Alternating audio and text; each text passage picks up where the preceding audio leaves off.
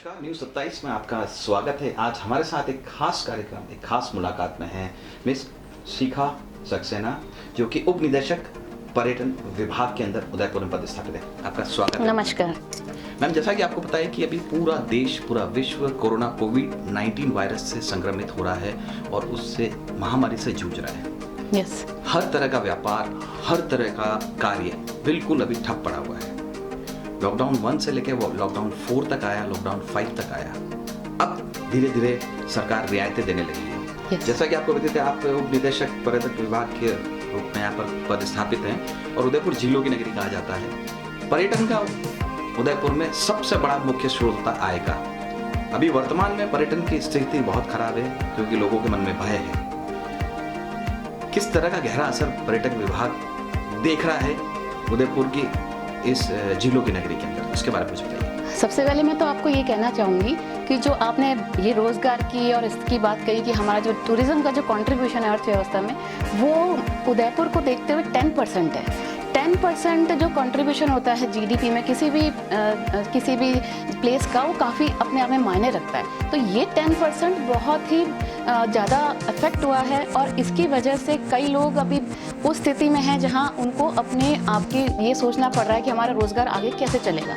इसमें छोटे से लेकर बड़े सब तरह के लोग हैं, चाहे वो जो टैक्सी ड्राइवर्स हो आप उनको मानिए, चाहे आप आर्टिजन्स को मानिए, हैंडीक्राफ्ट्स मेकर्स उनको मानिए, या आप बड़े से बड़ी होटल इंडस्ट्रीज़ को मानिए। आज सबका जो भय है वो एक कॉमन लेवल का है। वो सभी इसी चिंता में है कि कैसे इस पर्यटन उद्योग को वापस गति मिलेगी, कैसे हम वापस एक्शन में आएंगे, क्या वो पहले जैसी मार्केटिंग हो पाएगी, या मार्केटिंग हो भी पाएगी तो क्या उसका वैसा कि वैसा असर हो सकेगा, क्या विश्व में उदयपुर को लेकर जो अभी तक एक इस तरह का पॉपुलर डेस्टिनेशन की एक मान्यता बनी हुई है, एक बहुत अच्छे वेडिंग डेस्टिनेशन की, एक बहुत अच्छे रोमांटिक डेस्टिनेशन की जो एक बनी हुई कॉन्सेप्ट, क्या हम उसको वापस अचीव कर पाएंगे।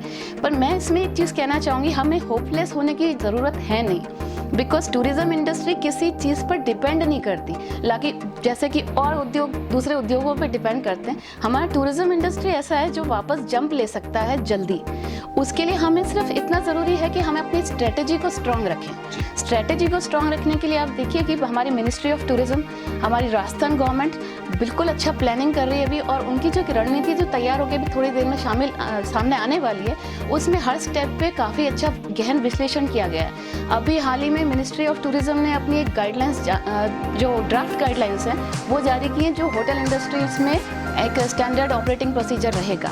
अभी उस पर मंथन चल रहा है, उस पर सबके जो कमेंट्स हैं, जो सजेशंस हैं, वो इनवाइट किए गए हैं और 4 तारीख तक यहाँ से प्रेषित किए जाने हैं। उसमें काफ़ी डिटेल में ये दिया गया है कि कैसे हम जो टूरिस्ट आएंगे उनको हम उन पर किस तरह से उनका प्रोटेक्शन भी रखेंगे, कैसे उनको इस तरह का एक एश्योरेंस दिया जाएगा कि उनको यहाँ आने के लिए कोई घबराहट की ज़रूरत नहीं है और उनका पूरा ध्यान रखा जाएगा। एक उस तरह की फीलिंग्स उसमें ट्रांसमिट होंगी टूरिस्ट में। तो ये एक बहुत अच्छा स्टेप जो हमारी मिनिस्ट्री ने लिया है। ये अभी शीघ्र ही गाइडलाइंस फाइनल जारी हो जाएंगी। उसके बाद होटल इंडस्ट्री को वापस बूस्टअप होने में ज़्यादा समय नहीं लगना चाहिए। डिपेंड सिर्फ इतना करेगा गवर्नमेंट कब होटल इंडस्ट्री को खोलती है। जी मैम, एक दूसरा सवाल जहन में उठता है जो अक्सर अभी हर व्यक्ति, चाहे वो देश में रह रहा हो चाहे विदेश में रह रहा हो, वो ये सोच रहा है कि अगर मैं किसी भी होटल में जाके रुकूं, क्या वो होटल क्वारंटीन तो नहीं था? क्या होटल अगर वो क्वारंटीन हुआ है तो वो वास्तव में संक्रमित रहित हुआ कि नहीं हुआ? गवर्नमेंट ने उसके ऊपर किस तरह की गाइडलाइन जारी की है? WHO ने किस तरह की गाइडलाइन जारी की है? जिस जगह का वो होटल है, जिस जगह शहर का वो होटल है, वहाँ के प्रशासन ने उसको ध्यान दिया या नहीं दिया है? आप पर्यटन विभाग से जुड़े हुए हैं। उदयपुर में भी कई चिन्हित होटलें हैं जो कि क्वारंटीन में अभी भी हैं। बिल्कुल है। और होटल इंडस्ट्री के लोगों में एक बड़ी खुशी की लहर थी कि 8 तारीख या 9 तारीख से होटल वापस खुलने लगेंगे, लेकिन सरकारी गाइडलाइन के अनुसार अब ये 30 तक पोस्टपोन्ड हो गया है। यस। तो वो क्वारंटीन होटल अभी 30 तक क्वारंटीन ही रहेंगे। यस। उसमें हो सकता है कि कोई नए पेशेंट आए, पेशेंट नहीं, उन क्वारंटीन के लिए पर्सन्स आ रहे हैं, आ सकते हैं। बिल्कुल। उसके बाद क्वारंटीन होटल का भय जो लोगों में है वो कैसे दूर करेंगे आप? क्योंकि आप पर्यटन विभाग से हैं, उस होटल पे किस तरह की आपकी गाइडलाइन होगी? सरकार आपको क्या निर्देशित दे रही है? होटल किस तरह से सैनिटाइज होगा? पूर्ण संतुष्टि, पूर्ण सहमति आप कैसे देंगे? इसमें मैं आपको सबसे अच्छी एक बात ये बताना चाह रही हूँ कि होटल इंडस्ट्री अपने आप में ही बहुत जागरूक है। मेरे पास इस तरह के फ़ोन रोज़ आते हैं, होटल से आते हैं, अच्छे होटल से सबसे आते हैं, इवन बजट होटल से भी आते हैं कि मैडम हमको किस तरह से अपना ये देखना है, और इनफैक्ट वो सैनिटाइजेशन के प्रोसेस को फॉलो अभी भी कर रहे हैं। तो उनको अपने आप ही अपने होटल की भी चिंता है, उनको अपने रेपुटेशन की भी चिंता है, और वो खुद भी जानना चाह रहे हैं कि किस तरह से उनको आगे सैनिटाइजेशन का प्रोसेस किया जाना है। इसमें मैं आपको बताऊं, जिला प्रशासन ने भी कुछ हमको ये बताया है कि किस तरह से जो पैरामीटर्स हैं वो फॉलो किए जाने हैं, तो वो उनको ट्रांसमिट किए गए हैं, मेरे द्वारा भी बताए गए होटल एसोसिएशंस को, और होटल एसोसिएशंस खुद भी इस चीज़ को आगे से आगे जानना चाह रहे हैं। प्लस जो मिनिस्ट्री की गाइडलाइंस आएंगी उसमें इसका भी पूरा डिस्क्रिप्शन होगा। फिर मैं आपको बताऊं, इसके ये जो सर्वे किया जाएगा इस पर, उसमें मैं खुद भी जाऊँगी, मैं खुद भी एश्योर करूँगी कि हम इन सब चीज़ों को फॉलो कर रहे हैं। उसके बाद जिस तरह से जिला प्रशासन अपना भी स्टेटमेंट जारी करेगा, तो उसमें यही आएगा कि हमने पूरी तैयारी कर ली है, पूरी होटल इंडस्ट्री मुस्तैदी के साथ तैयार है। तो ये एश्योरेंस हम पब्लिक में, हम नेशनल लेवल पे, इंटरनेशनल लेवल पे ज़रूर ट्रांसमिट करेंगे। हमारे डिपार्टमेंट का भी मार्केटिंग जो सेक्शन है वो इसमें काफ़ी एक्टिव है। वो इसको अभी से ही बता रहा है कि होटल इंडस्ट्री और हमारा टूरिज़्म डिपार्टमेंट मिल करके एक ये पॉजिटिव इमेज ट्रांसमिट करेगा वर्ल्ड में, जिससे कि किसी भी टूरिस्ट को ये नहीं लगे कि यहाँ आने पर वो संक्रमित होने का भय अभी भी है।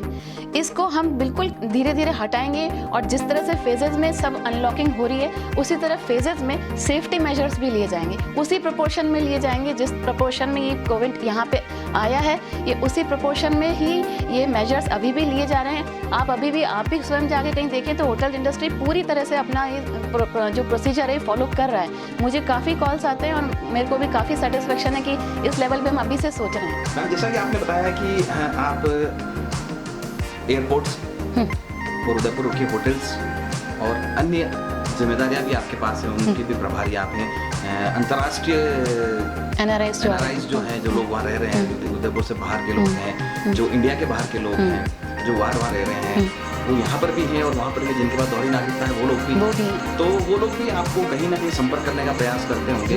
वो आपसे संतुष्टि चाहते होंगे कि हम अगर आके रुकें निकट भविष्य में किसी भी होटल में या उदयपुर के अंदर, तो वो उदयपुर सुरक्षित है, संक्रमण से रहित है, यहाँ कोविड की इतनी महामारी नहीं है। उसके लिए पर्यटन विभाग ने क्या प्रोसीजर तैयार किया है, क्या आपकी तरफ से गाइडलाइन है? मेरे पास कई देशों से कॉल आ रहे हैं, जैसे किर्गिस्तान से आज आया था, यूक्रेन से भी आया था। वो ये भी जानना चाह रहे हैं कि जो होटल्स हमने ईयरमार्क प्रशासन के द्वारा किए हैं, क्या वो सेफ हैं? जिस तरह से आपने पूछा, क्या वो पूछ रहे हैं मुझसे कि क्या होम क्वारंटाइन में अगर हम सारे मेजर्स अपना लें तो क्या हम वैसे बेटर ऑफ नहीं हो सकते हैं क्या जैसे होटल में हो सकते हैं? तो मेरा उनसे यही कहना था हमेशा कि होटल में हमने सारी गाइडलाइंस को वहाँ पर फॉलो करवाया है, तो उनको रहना तो वहीं होगा। प्लस उसमें एक पॉइंट है कि सिटी एरिया से बाहर होने चाहिए। क्वारंटाइन कभी भी सिटी एरिया के भीतर नहीं हो सकता, इसलिए होम क्वारंटाइन की किसी को अनुमति नहीं दी जा रही।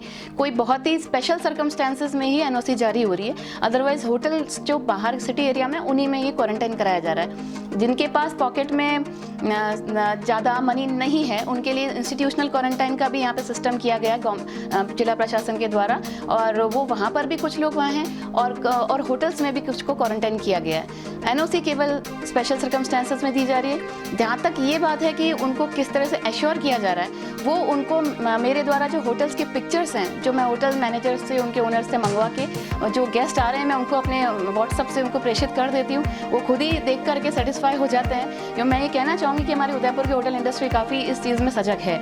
मतलब मुझे जा कर के उनको किसी को कोई स्पेशली बताना नहीं पड़ रहा है, वो अपने आप फॉलो कर रहे हैं, मुझे रोज़ व्हाट्सएप पे अपनी रिपोर्ट्स भी दे रहे हैं, जो बहुत ही मैं कहना चाहूँगी कि अच्छे स्टैंडर्ड के प्रोसीजर्स को वो अपना रहे हैं। जैसा कि मैम आपने बताया कि वो आपको फोटोग्राफ्स और दूसरी चीज़ें आपको वाया व्हाट्सएप पे दे रहे हैं। आपने कभी उदयपुर के जो क्वारंटीन होटल है औचक निरीक्षण किया है क्या आपने? मुझे अभी तक तो औचक निरीक्षण करने की ज़रूरत इसलिए नहीं पड़ी क्योंकि मेरे पास जो रिपोर्ट्स आ रही हैं वो इतनी पॉजिटिव आ रही हैं कि मैं अभी गई नहीं हूँ। लेकिन मैंने यही प्लान कर रखा है कि जब भी सरकार होटल्स खोलती है उसके 2-3 दिन पहले से मैं औचक निरीक्षण ज़रूर करूँगी और उसकी सूचना मैं आपको तुरंत दूँगी। हवाई अड्डे के ऊपर भी कई लोग जब आते हैं तो वहाँ पर भी मेडिकल टीम बैठी है, मेडिकल टीम बैठी है, विभाग का भी वहाँ पर एक अधिकारी होता है, आप खुद प्रभारी हैं, तो वहाँ से आपकी किस तरह का विजन होता है कि जनता को ये लगे कि नहीं बाहर का आने वाला व्यक्ति है, चाहे हवाई जहाज से आ रहा हो, चाहे बस से आ रहा हो, चाहे ट्रेन से आ रहा हो, चाहे अपने फोर व्हीलर से आ रहा हो। जितने भी आ रहे हैं गेस्ट, जितने भी जो आ रहे हैं यहाँ के नेशनल इंडिया के, उन सब में हम कोई डिफ्रेंसिएशन नहीं कर रहे। अगर वो डोमेस्टिक फ्लाइट का है, वो इंटरनेशनल फ्लाइट का है, चाहे वो बाय रोड इंटरस्टेट माइग्रेंट है, हम उन सबके साथ रूल एक ही रख रहे हैं। लाइक सिर्फ एक जो डिफरेंस है वो गवर्नमेंट की गाइडलाइन के हिसाब से ये है कि जो अगर NRI है वो, तो उसका 7 डेज तो होटल में या इंस्टीट्यूशनल क्वारंटाइन होगा, प्लस 7 डेज उसका होम क्वारंटाइन। इसके अलावा बाकी हम क्वारंटाइन में किसी को भी कोई रिलैक्सेशन नहीं दे रहे। ये सब उनके हित में भी है, ये सब सोसाइटी के एट लार्ज, सोसाइटी के बेनिफिट के लिए है, तो हम उनमें कोई रिलैक्सेशन इस तरह का नहीं दे रहे हैं। और एयरपोर्ट पे बिल्कुल स्ट्रिंजेंट प्रोसीजर्स को अपनाया गया है। मेडिकल टीम अपना काम कर रही है, बाकी जिला प्रशासन ने पूरी एक टीम लगाई है, और हमने कुछ फॉर्मेट्स इस तरह के किए हैं जो उनमें पूरे गेस्ट का एड्रेस लिखा जाता है, उसका NOC लेगा नहीं लिखा, या क्वारंटीन कहाँ पे होगा, इंस्टीट्यूशनल का ऑप्शन लिया या होटल का ऑप्शन लिया है, वो सब डिटेल्स हम इस तरह से लेते हैं। उसके बाद ये सारी जो इन्फॉर्मेशन है ये DOIT के माध्यम से ऑनलाइन करते हैं। ऑनलाइन के बाद BLO वहाँ जाके चेक करता है। कोई भी अगर मिस्टेक होती है तो अगर बाय द वे उसको NOC दी गई होती है तो हम उसको चेंज भी करते हैं। कल शाम को हमने चेंज भी किया इस बेसिस पे कि होम क्वारंटाइन उचित नहीं लगा तो हमने उसे होटल क्वारंटाइन भी किया किसी को। तो ऐसा कुछ नहीं है कि किसी को प्रिविलेज दिया जा रहा हो, सब इक्वल है और ये सबके लिए बेनिफिट में है। कुछ सवाल जो जनता के हैं बिल्कुल वो मैं आपके सामने रखना चाहता हूँ कि ये कहा जाता है कि यहाँ पर भी प्रिविलेज वाली बात सामने आ रही है कि मैं मध्यम परिवार से हूँ, मेरा सोशल रिलेशन कम है, मेरा पॉलिटिकल रिलेशन कम है, मेरा उच्च लोगों में उठना बैठना कम है, तो मेरे साथ सौतेला व्यवहार किया जा रहा है। जो प्रिविलेज लोग हैं उनको अच्छा व्यवहार किया जा रहा है, उनको अच्छे जो होटल जो क्वारंटीन के लिए रखी हुई जहाँ अच्छी सुविधाएँ मिल रही हैं वहाँ रखा जा रहा है। तो ऐसा कुछ है क्या? ऐसा कुछ भी नहीं है। मैं आपको ये बताना चाहूँगी कि 3 कैटेगरीज में होटल्स को डिवाइड किया गया है। एक स्टैंडर्ड कैटेगरी जिसके अंदर 1000 रुपीज़ पर पर्सन पर डे लिया जा रहा है, एक मीडियम कैटेगरी जिसमें 2000 और हायर कैटेगरी जिसमें 3000 है। तो वो हम उनसे वैसे ही पूछ लेते हैं कि उनकी पॉकेट कितना अलाउ करती है उसके हिसाब से। पर मैं आपको बिल्कुल ये विश्वास दिलाना चाहूँगी कि स्टैंडर्ड कैटेगरी के होटल से भी मेरी रोज़ बात हो रही है। ऐसा कुछ भी नहीं है। मेरा स्टाफ को भी मैंने एक बार भेजा है, वो उनके यहाँ पर भी कोई ऐसी असुविधा नहीं हो रही है। ये ज़रूर हुआ था, एक बार किसी ने मुझे कॉल किया था, किसी गेस्ट ने, कि मैडम मुझे ये पता नहीं चल रहा मुझे पेमेंट अल्टीमेटली कितना करना है। वो इसलिए ऐसा हुआ था कि उन्होंने कोई स्पेशल मील डिमांड कर ली थी। अब स्पेशल मील डिमांड करने का मतलब वो उस 1000 के स्टैंडर्ड थालीज में अगर फिट नहीं होती है तो वो एक्स्ट्रा ज़रूर बनता है, बाकी अदरवाइज़ कोई ऐसा नहीं है। कोई भी, मैं सारे जितने भी अपने SHOs हैं जो उन थाने लगते हैं, जितने भी उन होटल्स के, मेरे उनसे कांटेक्ट में हूँ लगातार। मैं उनको वहाँ भेजती हूँ, उनसे रिपोर्ट लेती हूँ कि यहाँ पे किसी भी होटल में कोई प्रॉब्लम हो तो आप मुझे शीघ्र बताएं। अगर होती है तो मैं मैनेजर से बात करती हूँ। SHO ने मुझे एक बार बताया भी था कि मैडम यहाँ पर आपको कहने की ज़रूरत है। मैंने तुरंत वहाँ पर कार्रवाई करवाई है और कोई ऐसी प्रॉब्लम नहीं आ रही है। अगर मैं आपके चैनल के माध्यम से कहना चाहूँगी, अगर किसी को कोई भी प्रॉब्लम हुई तो डायरेक्ट मुझे कॉल करें, मैं उसको उसी वक्त सॉल्व करवाऊँगी। मैम एक बात ये और बताइए कि जैसा कि आपने कहा कि आप सीधी उनसे बात कर सकते हैं, बिल्कुल। कुछ ये भी सुनने में आया और ये भी समझने में आया है कि आम जनता तक अप्रोच नहीं हो पाती है बड़े अधिकारियों की, या बड़े अधिकारी आम जनता तक नहीं पहुंच पाते। ठीक है, हम बात करते हैं स्टैंडर्ड की, हम बात करते हैं सुपर स्टैंडर्ड की, हम बात करते हैं डिलक्स की। ये वो लोग हैं जो 1000 रुपये, 2000 रुपये या 3000 रुपये दे रहे हैं। बिल्कुल। ठीक है, एक ये भी है कि अगर हमें पैसा नहीं दे सकता तो हम इंस्टीट्यूशन पे हमें जाना होगा, वो किया हुआ है हमने अरेंजमेंट। लेकिन वहाँ पर भी कई शिकायतें हैं, जो शिकायतें शायद अधिकारियों तक नहीं पहुँच पाती, शायद थाने तक नहीं पहुँच पाती और शायद हमारे तक नहीं पहुँच पाती, लेकिन कुछ ना कुछ जानकारी हमें मिल जरूर जाती है। जैसे कि खाना सही नहीं मिलता है, पंखा लाइट बंद कर देते हैं, उनसे सौतेला व्यवहार किया जाता है, उन्हें कहा जाता है कि तुम हमसे 10 फीट दूर खड़े रह के बात करो, कोरोना तुम्हारी वजह से ही आ रहा है। तो इस तरह की चीज़ें जब पर्यटक अगर ये चीज़ समझेगा या सोचेगा तो शायद मेरे हिसाब से वो उदयपुर में आना पसंद नहीं करेगा। मैं आपको ये कहना चाहूँगी कि जब हमने व्यवस्था को किया था तो आप एक बात समझिए कि जो अभी इस वक्त प्रॉब्लम्स चल रही हैं वो किसी ने भी कभी फेस नहीं की हुई है। ये एक ऐसी समस्या है जिसमें पूरा विश्व एक साथ पहली बार लॉक हुआ है। तो कोई भी समस्या अगर आती है उसका समाधान करने में समय तो लगता ही है। और जब हमने व्यवस्था को बिठाया तो इतने सारे लोग उस व्यवस्था में कोरोना वॉरियर्स लगे भी हैं, लेकिन हो सकता है कुछ इक्का दुक्का कुछ प्रॉब्लम्स आई हों, लेकिन फर्स्ट टाइम जब कोई भी चीज़ व्यवस्था की जाएगी इस तरह की, तो अगर कुछ प्रॉब्लम्स आती हैं तो हमने मिलके उसको सॉल्व भी किया है। ऐसा नहीं है कि उसको हम इग्नोर कर रहे हैं, किसी की भी प्रॉब्लम्स को इग्नोर नहीं किया जा रहा है। प्रशासन तक हम बात पहुंचाते हैं और उसको वहाँ पे जो भी प्रभारी लगे हुए हैं उनसे सॉल्व कराते हैं। और मेरा ये कहना है अभी इस समय कि जितना हम इस वक्त यूनिटी में रहेंगे उतनी जल्दी कोरोना जाएगा। अगर हम इन छोटी मोटी बातों से, अगर हमारे जो आपसी विचार है उनमें अगर कोई मतभेद आता है तो हम डेफिनेटली और ज़्यादा फाइट करना पड़ेगा हमको कोरोना से। इसलिए बेस्ट है अभी जिसकी भी प्रॉब्लम आ रही है वो हमको बताएं। मैं डायरेक्ट कॉल अटेंड करने को कह चुकी हूँ सबको। आप हमारे प्रशासन में भी ADMs में रोज़ बात करती हूँ, कोई भी प्रॉब्लम्स आती है दोनों ADMs बहुत उसको तुरंत हल कराते हैं। ऐसी कोई समस्या नहीं है और कोई बड़ी समस्या होती है तो कलेक्टर मैडम तक भी जाते हैं। तो हम सारी प्रॉब्लम्स को दूर करने की मैं समझती हूँ कि हम सब सक्षम हैं और करेंगे भी। जी मैम, एक प्रश्न और ये बनता है कि कोरोना वॉरियर्स के नाम से चिकित्साकर्मी, मीडियाकर्मी, पुलिसकर्मी, प्रशासनिक अधिकारी और सोशल वर्कर ये मुस्तैदी से कोरोना से लड़ रहे हैं, ठीक है। कई मुश्किलों का सामना उन्हें करना पड़ता है। आप जनता से क्या डिमांड चाहती हैं कि जनता उनका सहयोग करे ताकि जल्द से जल्द कोरोना इस देश यानी पूरे विश्व से खत्म हो जाए? अभी जो कोरोना वॉरियर्स हैं वो बहुत ही विपरीत परिस्थितियों में काम कर रहे हैं, एक विपरीत समय सारणी में भी काम कर रहे हैं, जो हम सब देख सकते हैं। वो किसी भी वक्त तैयार रहते हैं और कई ऐसे लोग हैं जिनकी मैं प्रशंसा करना चाहूँगी, जिनका नाम कोई नहीं लेता, जिनका नाम शायद कभी आए भी नहीं, बट उन्होंने बहुत ही लगन से काम किया है और वो सब बधाई के पात्र हैं। इस वक्त मैं जनता से ये अपील करना चाहूँगी कि जैसे मैंने खुद ने ही अनुभव किया कभी मार्केट में या कभी कहीं जाते हुए, जनता की पेशेंस भी थोड़ी सी कम हो जाती कभी इन लोगों से इंटरेक्ट करते वक्त, पुलिस से, मीडिया कर्मी से या जो चिकित्सा के कर्मी, वो उनसे कुछ जानना चाह रही है जनता। हो सकता है कि उनके पास समय का अभाव है, मीडिया कर्मियों के पास या चिकित्सा अधिकारियों के पास, पर वो ऐसा नहीं होता है कि वो जवाब देना नहीं चाहते या जनता की हेल्प नहीं करना चाहते। जनता को ही लगता है कि हम सबको बहुत अर्जेंसी और हमारे को कोई कॉपरेट नहीं कर रहा।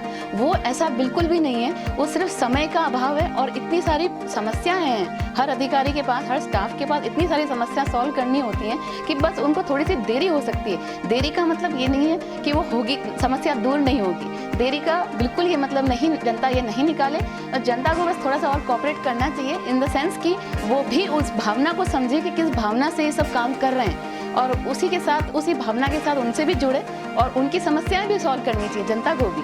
मैं तो ये कहना चाहूँगी क्योंकि मैंने अभी देखा था कि कुछ जगह पे मैंने मार्केट में अनुभव किया था, जनता को इस समझ में थोड़ा सा लग रहा था कि हमको जल्दी चाहिए, हम क्यू में क्यों खड़े रहें, पर क्यू में खड़े रहना जनता के हित में है, ये जनता को समझना होगा। जी उदयपुर ये है हमारे साथ में शिखा जी जो पर्यटन विभाग से हैं और अभी बिल्कुल कोरोना वॉरियर्स युद्ध स्तर पर ही अपने अधिकारियों के साथ में, अपने अधीनस्थ कर्मचारियों के साथ में बिल्कुल कोरोना को भगाने में और उदयपुर से कोरोना को मिटाने में लगे। साथ में इन्होंने ये भी बताया कि होटल व्यापारी जो झीलों की नगरी के अंदर पर्यटन विभाग से, पर्यटक से और आने वाले सभी मेहमानों से जुड़े हुए हैं और उनका इस्तेमाल करने के लिए तैयार हैं। प्रशासन की गाइडलाइन थी कि दिनांक 9 से होटल्स खुलने लग जाएंगे, लेकिन आगामी जो आदेश आया है वो 30 तारीख तक का आया है। दिनांक 30 के बाद नियमानुसार होटल खुलने के आसार हैं। जो आदेश आएगा वो प्रशासन की तरफ से होगा। अब एक बात मैम आपसे मैं और ये कहना चाहता हूँ कि मान लीजिए कि कोई होटल व्यवसायी है या जो क्वारंटीन होटल हैं वो अगर सरकार द्वारा गाइडलाइन जो दी गई है वो और उसके बाद कोरोना संक्रमण को दूर करने के लिए जो प्रिकॉशंस दिए गए उन पर अगर वो खरा नहीं उतरता है और उनके मापदंड पे अगर वो सही नहीं उतरता है तो आप विभाग द्वारा या प्रशासन द्वारा क्या कार्रवाई की जाती है? इसकी हम रिपोर्ट बना के प्रशासन को देंगे और प्रशासन से उचित कार्रवाई करवाएंगे और वो जल्दी ही उसको गाइडलाइंस को फॉलो करने के लिए कहा जाएगा और उसको हम एश्योर करेंगे कि वो फॉलो करे। बिकॉज इस चीज़ में हम बिल्कुल भी लीनियंसी नहीं बरत सकते। ये एक ऐसी चीज़ है जिसमें हमको बिल्कुल स्ट्रिक्ट रहना होगा और इसकी गाइडलाइंस जो अभी सरकार जारी करेगी उसको हम काफ़ी अच्छी तरह स्टडी करेंगे और होटल इंडस्ट्री इसको मैं एक प्लान कर रही हूँ कि हो सकता है हम एक ऐसा 2 दिन का कोई ट्रेनिंग को भी कर लें जिसमें स्टाफ को ट्रेन कर दिया जाए इस विषय पर, जिससे कि किसी को कोई पूछना भी हो या कोई क्वेरी हो तो उसको भी उसी वक्त सेटल कर दिया जाए। जी उदयपुर हमारे साथ शिखा जी हैं पर्यटन विभाग से और इन्होंने बहुत ही महत्वपूर्ण जानकारियां दी है पर्यटन से जुड़ी हुई। और इन्होंने ये भी कहा है साफ सुंदर अक्षरों में कि अगर कोई होटल व्यवसायी या कोई ऐसा व्यक्ति जो कि क्वारंटीन भवन के से जुड़ा हुआ है या कोई होटल क्वारंटीन से जुड़ी हुई है, अगर वो सरकार द्वारा दिए गए मापदंडों को, नियमों को अगर फॉलो नहीं करता है, उनकी पालना नहीं करता है, तो प्रशासन द्वारा उस पर उचित कार्रवाई भी की जाएगी। और इन्होंने ये भी साफ सुंदर अक्षरों में कहा है कि कोरोना से डरने की कोई ज़रूरत नहीं है। जो भी होटल क्वारंटीन हुए हैं 30 तारीख तक, आगामी आदेश तक, उसके बाद जब वो होटल खुलेंगे तो ये स्वयं जाकर होटल का निरीक्षण करेंगी। और इन्होंने आने वाले पर्यटकों को ये भी कहा है कि उस क्वारंटीन होटल से डरे नहीं, क्योंकि वो बिल्कुल संक्रमण से रहित होने के बाद ही उस होटल के कमरे को या उस होटल को खोला जाएगा। और इनके पूरे दायित्व को निभाते हुए इन्होंने ये साफ सुंदर अक्षरों में कहा है कि ये अपने कर्तव्य के साथ रहकर कोरोना का हराने का पूरा प्रयास कर रही हैं और जनता से भी मांग कर रही हैं कि वो संयम बरतें। ऐसे बहुत सी हस्तियों से आपकी हम मुलाकात कराएंगे। एक खास मुलाकात कार्यक्रम में आपका स्वागत एवं अभिनंदन। न्यूज़ 27 मैं कैमरा पर्सन